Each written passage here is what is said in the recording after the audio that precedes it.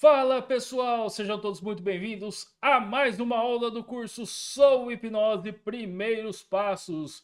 Mas antes da aula, vale a pena fazer aquele pedido de sempre. Curta, compartilhe, se inscreva no canal para receber todas as atualizações de todo o conteúdo que a Sou Hipnose traz para você. Para essa aula fantástica aqui, que vai acontecer hoje, eu vou trazer ele, o meu amigo, uma das pessoas mais inteligentes que eu conheço no mundo da hipnose, Andrei. Boa noite, Andrei. Boa noite, Zé. Boa noite para quem estiver assistindo. Bom dia, boa tarde, boa noite, independente do horário que você estiver assistindo, que seja bom, né?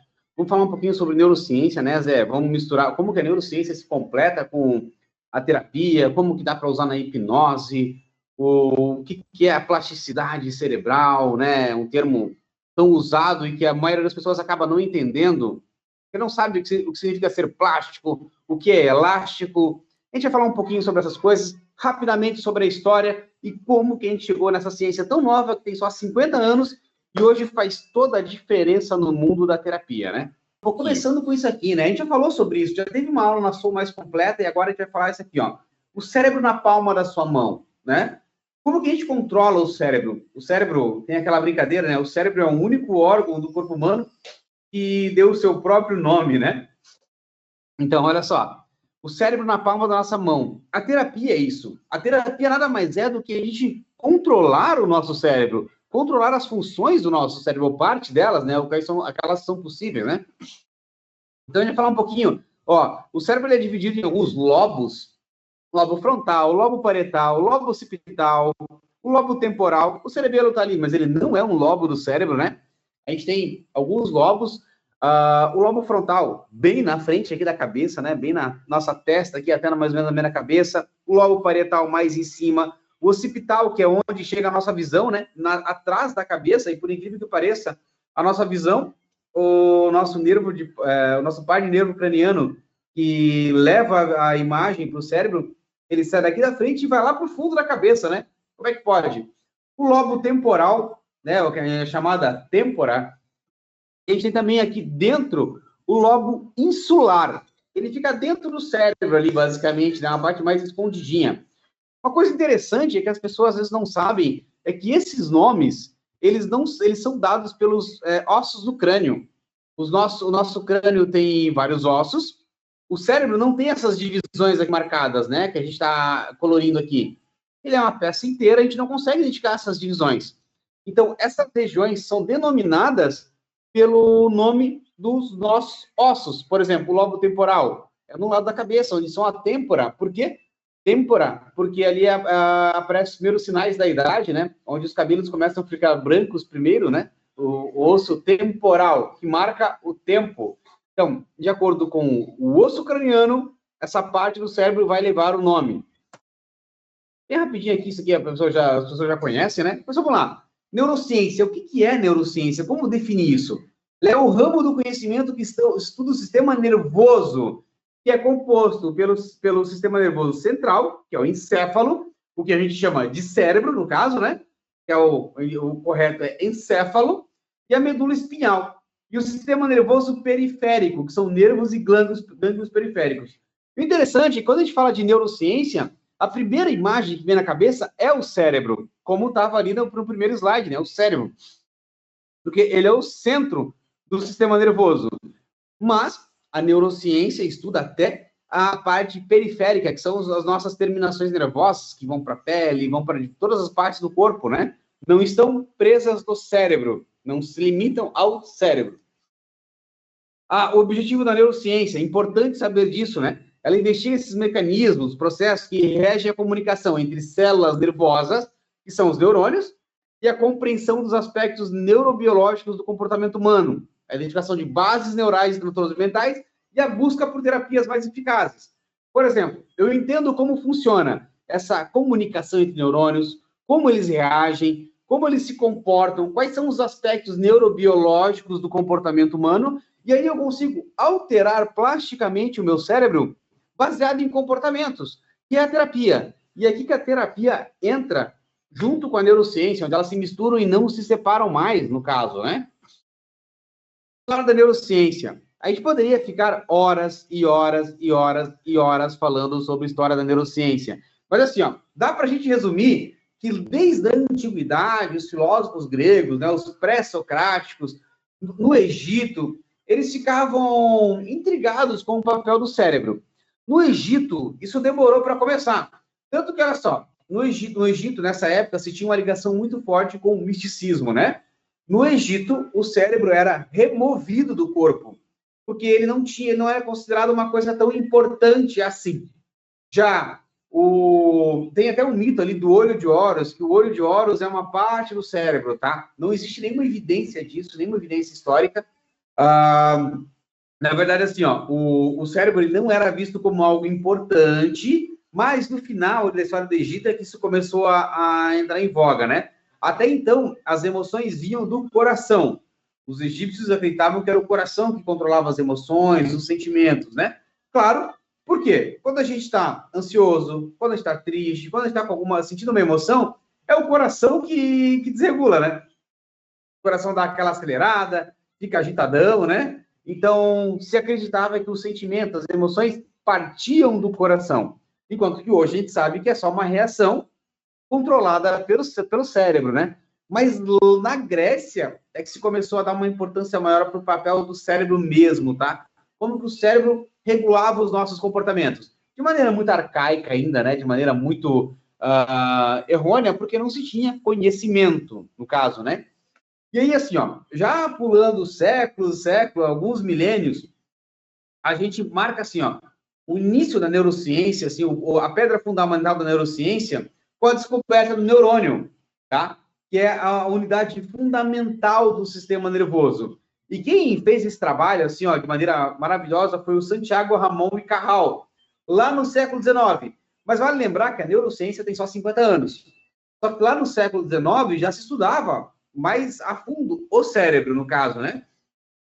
O Santiago Ramon y Cajal, ele conseguiu provar a existência de bases neurais, dessas complexas redes neurais, que até então se acreditava. Santiago Ramon y Cajal, ele travou uma briga ferrenha com Camilo Gold, que foi uma briga maravilhosa, tá? Por exemplo, assim, ó, o Santiago Ramon y Cajal teve uma briga ferrenha com o Camilo Gold, esse cara aqui, ó, que vocês estão vendo. O Camilo Gold, ele se formou em medicina, e olha só, ele desenvolveu o método de coloração por nitrato de prata. Só que ele acreditava que o nosso cérebro tinha só um neurônio, Zé. Só um neurônio gigante. E ele desenvolveu esse método de nitrato de prata. Você coloca ali uma mistura de nitrato de prata, coloca uma fatia do cérebro ali numa lâmina e você consegue ver o neurônio. Ele desenvolveu isso, só que ele, o Santiago Ramon y Cajal, eram inimigos. O Santiago Ramon y Cajal pegou a técnica que o Camilo Gold desenvolveu e melhorou ela para provar que o Camilo Gold estava errado.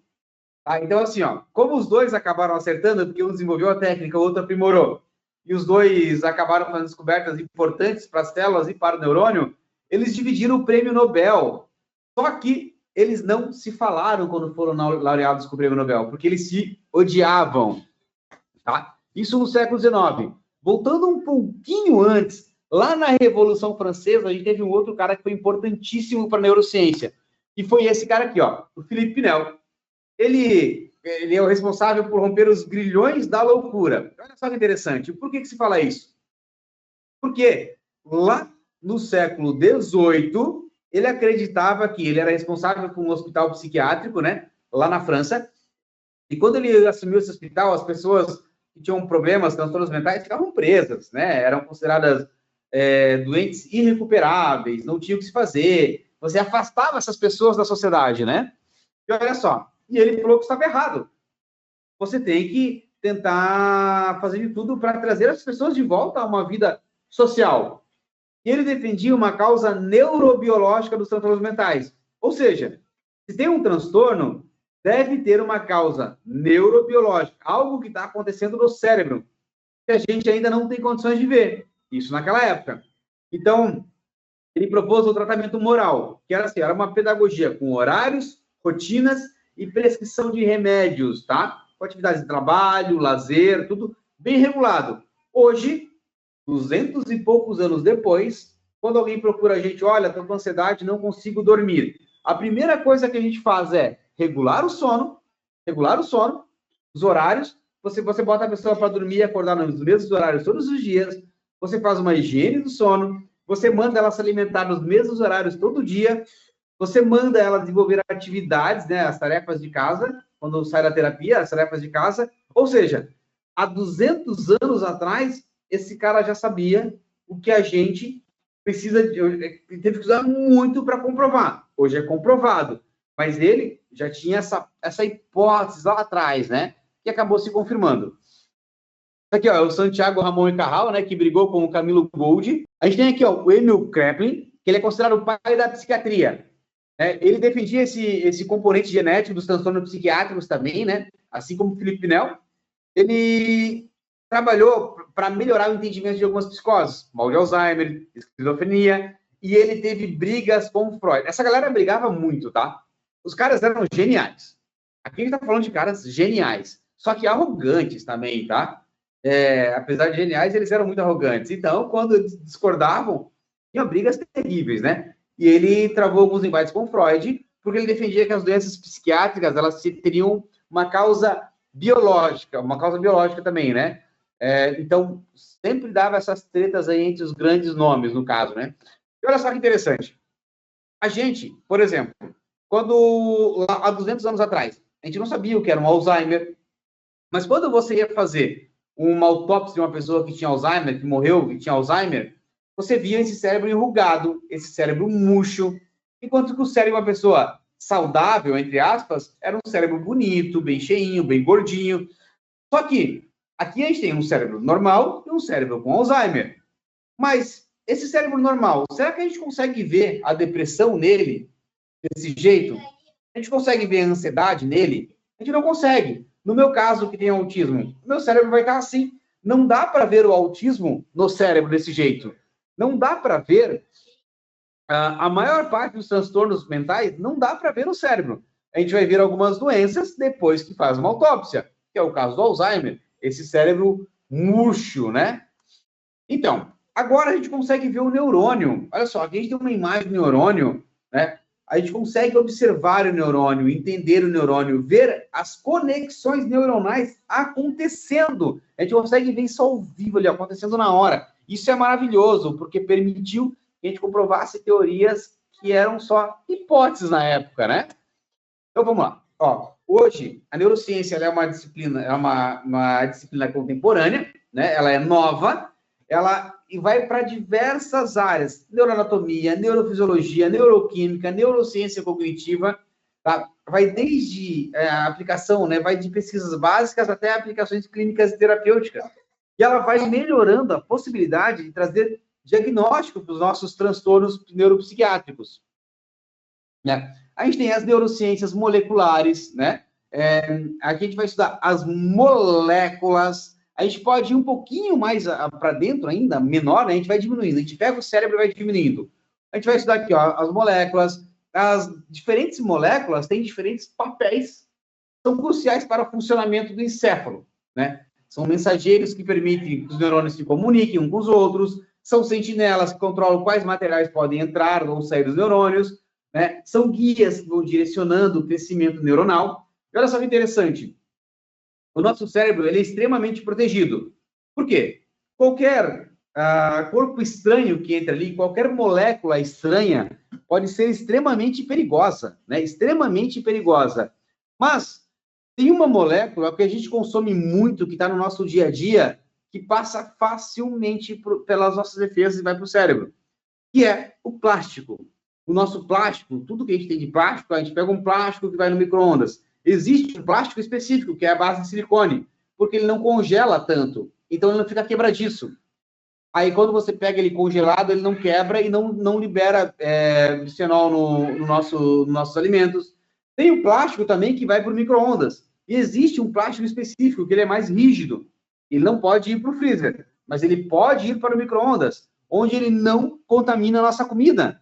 Mas se a gente pega qualquer plástico, uma sacolinha de mercado e congela a carne ali dentro, com o tempo, a gente vai acumulando essas moléculas, consegue passar pelas nossas defesas do cérebro, vão para o cérebro e são um dos maiores causadores de tumores no cérebro hoje em dia, tá? Ó, aí a gente vai para o próximo nível, que são as neurociências celulares. A gente tem uma molécula, agora a gente está indo para as células. Aqui ela aborda o estudo de como essas moléculas trabalham em conjunto para conferir aos neurônios as suas propriedades, cada um com suas propriedades específicas, né? Então, aqui a gente vai começar a criar algumas perguntas, né? Quantos tipos de neurônios existem? Como eles diferem suas funções? Como eles influenciam outros neurônios? Como eles se conectam durante o desenvolvimento fetal? Como eles realizam as suas computações? Tudo isso a gente consegue responder hoje, né? Neurociências de sistemas, né? Aqui é uma constelação de neurônio. A gente tinha um neurônio. Agora, a gente tem uma constelação. São centenas, milhares de neurônios conectados que formam um circuito extremamente complexo que vão realizar uma função em comum. Eu preciso de milhares ou milhões de neurônios para interpretar a minha visão. Entra pelo olho, a luz entra por aqui, isso vai pelo um par de nervo craniano, vai direto para o cérebro, aqui no lobo occipital, aqui atrás da cabeça, e ali vai ter milhões de neurônios que vão interpretar essa imagem, vão transformar aquela luz que entrou, numa imagem de verdade. E assim eu consigo reconhecer rostos, objetos, né? Eu preciso de um sistema para fazer isso funcionar, para entender, né? Esses sistemas, esses circuitos, eles vão entender o mundo ao nosso redor e vão interpretar essas informações. Neurociências comportamentais, que aqui a gente entra forte, né? Esses sistemas neurais, eles trabalham juntos para produzir alguns comportamentos. Mas como isso acontece, né? Como esses diferentes sistemas vão executar diferentes formas de memória, por exemplo, onde no encéfalo agem as drogas que alteram a mente, qual a contribuição normal desse sistema para a regulação do humor, do comportamento, quais sistemas neurais são responsáveis pelos comportamentos específicos de cada gênero, onde são criados os sonhos, aqui cortou um pouquinho, né? Aí, as neurociências cognitivas, que aqui, talvez o maior desafio das neurociências seja a compreensão dos mecanismos neurais responsáveis pelos níveis mais elevados de atividade mental humana, como a consciência, a imaginação, a linguagem. Tá? Aqui, né, a gente chama de neurociências cognitivas. Elas estudam como o encéfalo cria a mente. Existem diversas teorias. A neurociência, ela trabalha com a mente monista. Aqui ela vem um pouco na contramão da psicanálise. Não quer dizer que a psicanálise não serve para nada. A psicanálise tem a sua contribuição na saúde mental.